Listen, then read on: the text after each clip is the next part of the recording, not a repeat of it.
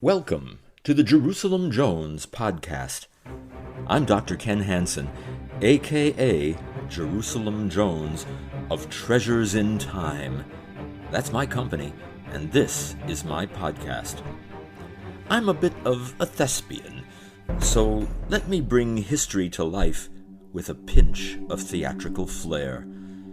Don't forget to subscribe as we plow into the past. This series is called Dig Deeper, The Untold Stories of Biblical Archaeology. Episode 1, The Battle for Abraham. They called him the father of pots.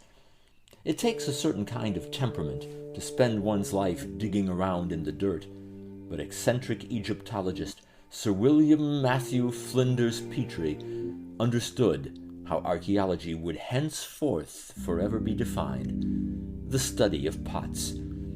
It was he who declared that the construction of the ancient past is best accomplished not by considering gigantic monuments left behind, but by piecing together the tiny remnants of broken earthenware, the unconsidered trifles. However, in the last decade of the 19th century, Petrie was destined to stumble upon something that, while previously unconsidered, was hardly a trifle. It would, in fact, write a new chapter in the contentious field of biblical archaeology. Who was this William Flinders Petrie?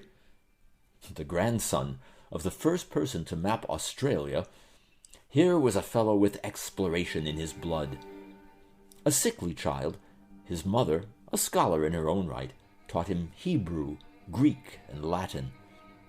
Though he lacked formal education, his father taught him surveying, which contributed to his later career as an archaeologist. As an 8-year-old boy, he overheard a family discussion of an archaeological dig of an ancient Roman villa on the Isle of Wight, and protested that the earth ought to be cleared away with care rather than roughly shoveled out. As an elderly man, he later wrote, "All that I have done since was there to begin with. So true it is that what we can only develop was born in the mind. I was already in archaeology by nature."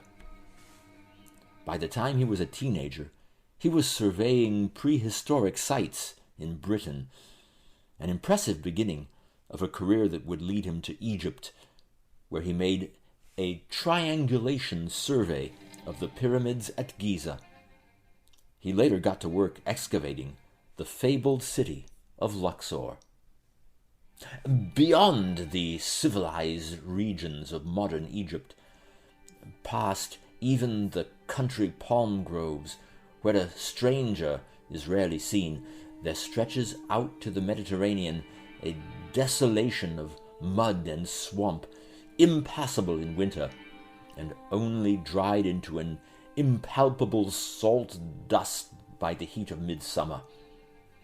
To tell land from water, to say where the mud ends and the lakes begins, requires a long experience. The flat expanse, as level as the sea, covered with slowly drying salt pools, may be crossed for miles, with only the dreary changes of dust, black mud, water, and the black mud again, which it is impossible to find. More land than water, or more water than land. The only objects which break the flatness of the barren horizon are the low mounds of the cities of the dead. These alone remain to show that this region was once a living land, where people prospered on the earth. It was in the funerary temple of the great pharaoh Merneptah that Petrie discovered an inscribed stone. Petrie was, of course, trying to uncover new evidence of ancient Egypt, but little did he know that what he had stumbled upon was nothing less than a milestone in biblical scholarship. Today it resides in the Egyptian Museum in Cairo, but Petrie came upon it in the year 1896. Covered in ancient Egyptian hieroglyphic characters, the black granite stone slab called a stela stands over 7 feet tall. It celebrates Pharaoh Merneptah's triumphant campaigns of conquest. The gods Mut and Horus appear prominently, and 2 images of the god Ammon face outward to the pharaoh. Toward the end of the inscription, in the 24th line, we find a single staggering proclamation. "The Canaan has been plundered into every sort of woe. Ashkelon has been overcome. Gezer has been captured. Yanoam is made non-existent. Israel lies desolate. Its seed is no more." Dating to the 13th century BCE, the stela represents the oldest mention of the word Israel anywhere in the world outside of the Bible itself. The Merneptah stela is all the more important considering that scholars have long been prone to minimizing the biblical text. Something about the scholarly temperament is trained to question everything, and that's all the more true when it comes to a religious text. Casting doubt upon Holy Writ is somehow fashionable. It should hardly surprise us, then, that stories about the biblical patriarchs, about Moses, the great lawgiver, and about Joshua and the conquest of the land of Canaan have come to be greeted with the same level of trust as Arthurian legend and the Knights of the Round Table. It all makes for a nice story, but don't take it too seriously.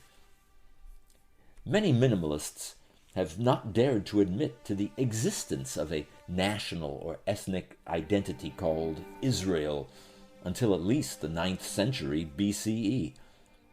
That would have been during the period of Israel's monarchy, when 2 squabbling kingdoms, consisting of 10 tribes in the north and 2 in the south, were locked in constant competition for political and military supremacy. There was no King David, so they tell us, and even the fabled King Solomon is only that, a fable.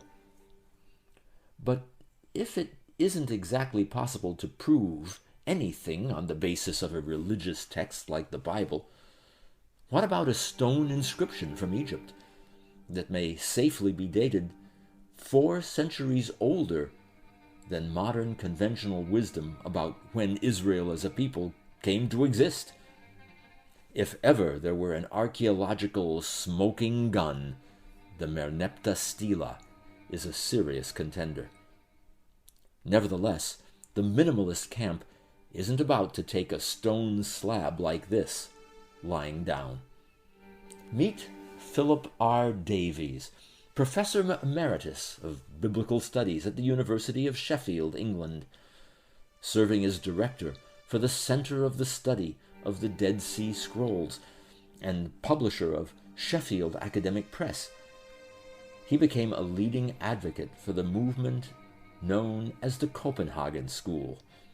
He and other prominent scholars, including Niels Peter Lemke, Keith Whitelam, and Thomas L. Thompson, have been branded biblical minimalists by their detractors. Then there's the acclaimed Israeli archaeologist Israel Finkelstein, who also casts serious doubt on much of the biblical record of things. The claims of the minimalists are straightforward enough, that the Bible's version of history isn't supported by any archaeological evidence unearthed so far. In short, the Bible cannot be trusted as history. Biblical minimalists are fond of declaring that the Bible was written thousands of years after the events it describes. Some extreme minimalists go as far as to suggest that it may have been written by Greeks